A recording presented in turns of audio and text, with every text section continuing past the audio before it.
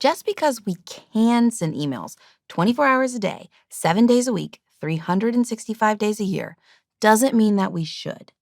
When sending messages, try to be considerate of the recipient when it comes to the timing of your email message.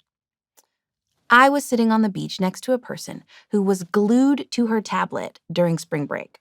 She was clearly frustrated that her colleagues kept emailing her during her vacation. I couldn't help but think, man, I'm really grateful I left my phone in my room. It was clear she didn't appreciate all of the interruptions. When it comes to timing your messages, try to be considerate of the recipient. Late night emails or messages sent while people are away from the office can give your colleagues anxiety. Now, of course, there are times when this is unavoidable.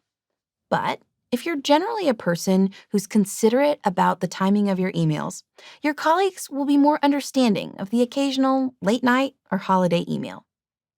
One way you can manage this is to set a time for your message to be sent. So, if you happen to be awake and working at 2 in the morning, your colleagues won't get your message until later when the business day has started. I think of this as a win-win scenario. You get to cross this email off of your to-do list, and your coworker receives your message during regular business hours. Try to show courtesy and respect for your colleagues' time away from the office. For those away on leave or vacation, getting messages from the office can be stressful. They may need to receive messages that are sent to large groups, but try to avoid sending direct messages to people who are away for personal reasons, unless you absolutely have to. Finally, give people a reasonable amount of time to respond to your message.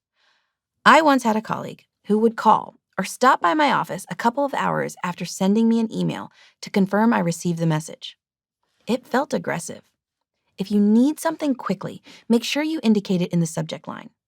It's fine to provide a little nudge if you don't hear back in a time frame that seems reasonable. I generally follow up if I haven't heard back in 3 business days.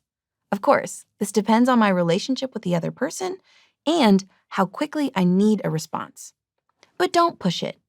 Show consideration for your recipient's time, and you're more likely to get the response you want.